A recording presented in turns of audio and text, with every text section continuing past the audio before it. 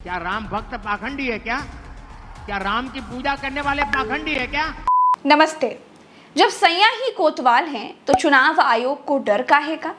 धर्म के नाम पर लोगों को कैसे भड़काया जा सकता है, कैसे बहकाया जा सकता है? दुनिया के किसी भी हिस्से से अगर किसी को भी कोई शोध करना हो तो हमारे राजन की रैलियां देखकर शोध कर सकता है। राजन कपड़े देखकर दंगाई पहचानने के एक्सपर्ट हैं और धर्म के नाम पर ध्रुवीकरण करके वोट लेने के तो महागुरु हैं। इनका वोट लेने का एक ही पैटर्न है और वो है धर्म। उसमें भगवान भी हैं, उसमें हिंदू मुसलमान भी हैं, उसमें भारत माता भी हैं और उसमें भारत पाकिस्तान भी है। पहले चरण की वोटिंग देखकर बीजेपी फिर से भगवान भरोसे है। नरेंद्र मोदी की बोली भाषा पहले चरण की वोटिंग के बाद पूरी तरह से बदल चुकी है। विश्वगुरु का ढोल पीटने वालों को धार्मिक ध्रुवीकरण वाले अपने असली रूप में आना ही पड़ गया। पहले चरण की वोटिंग देखने के बाद बीजेपी को आने वाले तूफान का अंदाजा हो चुका है। दोस्तों, मोदी को अब ये लगने लगा है कि 10 साल का काम तो अब बचा नहीं सकता, तो अब भगवान ही बचा सकते हैं। बस फिर क्या था, भगवान राम के नाम पर लगे वोट मांगने। आप कल्पना कर सकते हैं, वोट बैंक के भूखे लोग प्रभु राम के प्राण प्रतिष्ठा के अवसर पर निमंत्रण ठुकरा दे। भगवान राम के सूर्य तिलक के नाम पर वोट मांगे। ये लोग आए दिन राम मंदिर और सनातन आस्था को गालियां दे रहे हैं। अभी रामनवमी पर अयोध्या में प्रभु राम लला का इतना भव्य सूर्य तिलक हुआ, आप सबने देखा ना? देखा ना?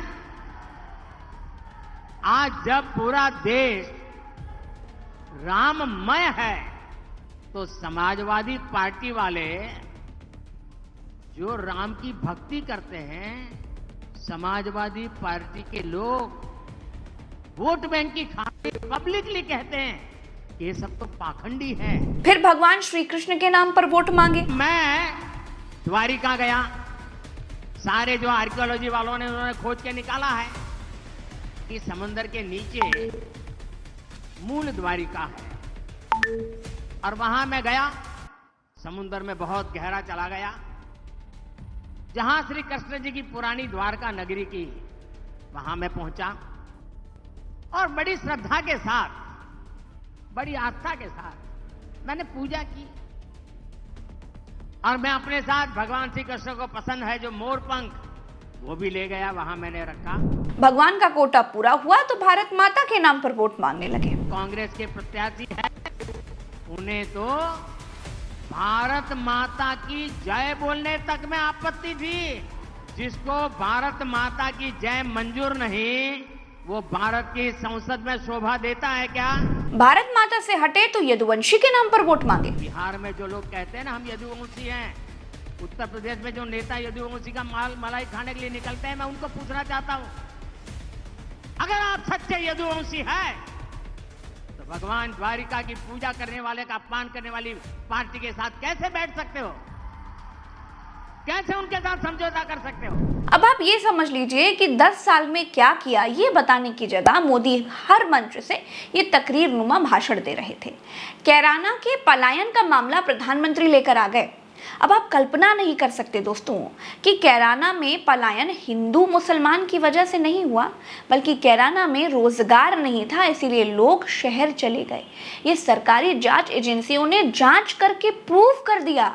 लेकिन नरेंद्र मोदी तो भाई मोदी जी हैं, पहले चरण के चुनाव से इतना हताश हो गए हैं कि कैराना के झूठे पलायन के मुद्दे पर भी लोगों को भड़काने लग गए। ये दिन यूपी में दंगे होते थे, लोगों को अपना घर छोड़कर जाना पड़ता था। पश्चिमी यूपी के कितने मोहल्लों में सामूहिक तौर पर मकान बिकाऊ है, उसके पोस्टर लगाने पड़ते थे। अब आप ये समझ लीजिए दोस्तों कि प्रधानमंत्री ने बस 33 कोटि देवी देवताओं की ही कसम लोगों को नहीं खिलाई। भगवान पर जितना प्रवचन वोट लेने के लिए मोदी ने दिया, इतना प्रवचन कोई कथावाचक भी नहीं करते हैं। कथावाचक भी इतनी बार भगवान को कथा में लेकर नहीं आते जितनी बार मोदी चुनावी भाषण में भगवान भगवान भगवान भगवान करते रहते हैं। दोस्तों, नरेंद्र मोदी ये समझ ही नहीं पा रहे हैं कि लोगों ने उनको प्रधानमंत्री चुना है या पुजारी। लाल किले से तो बड़ी बड़ी हाक रहे थे कि 2024 में हम टॉप 3 अर्थव्यवस्था में खड़े हो जाएंगे और यही कहकर खुद को 15 अगस्त वाले दिन अगला प्रधानमंत्री भी घोषित कर दिया था। अब मोदी किसी मंच से ये नहीं बताते हैं कि टॉप 3 अर्थव्यवस्था कैसे बनेंगे जी। प्रधानमंत्री को मालूम है कि लोगों को धर्म के नाम पर ही बरगलाया जा सकता है, उनको उकसाया जा सकता है, हिंदू मुसलमान के पुराने जख्म कुरेद करके ही वह वोट लिया जा सकता है और बस वो वही कर रहे हैं।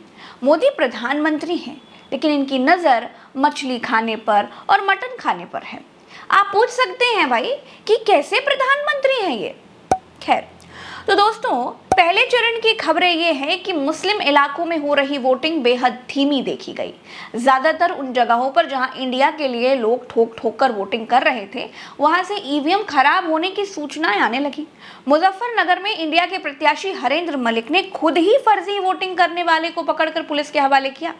एक तरफ कैराना और सहारनपुर में बिना बुर्खा उठाकर बिना मुंह देखे पुलिस वाले वोटर्स को पोलिंग बूथ तक जाने नहीं दे रहे थे। दूसरी तरफ मुजफ्फरनगर में वही सख्ती फुर होती देखी गई। पुलिस का काम इंडिया के प्रत्याशी करते नजर आए।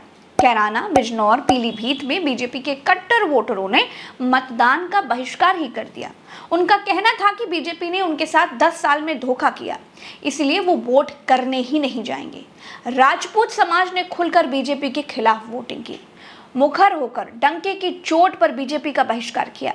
और इतना सब कुछ देखने के बाद मोदी का 400 का सपना 4 सेकंड में हवा हो गया। खुलकर उन्हें धर्म की पिच पर उतरना ही पड़ गया। पश्चिमी उत्तर प्रदेश के अमरोहा से वोटिंग के दौरान जब मोदी लोगों को कैराना का पलायन और मुजफ्फरनगर के दंगे याद दिलाने लगे, तो उनके भाषण और उनके चेहरे की उड़ी हुई हवाइयां देखकर और पैर छूने आए अपने नेता को रोकने का तरीका देखकर लग गया कि सुल्तान की सत्ता अब खतरे में है। नमस्कार।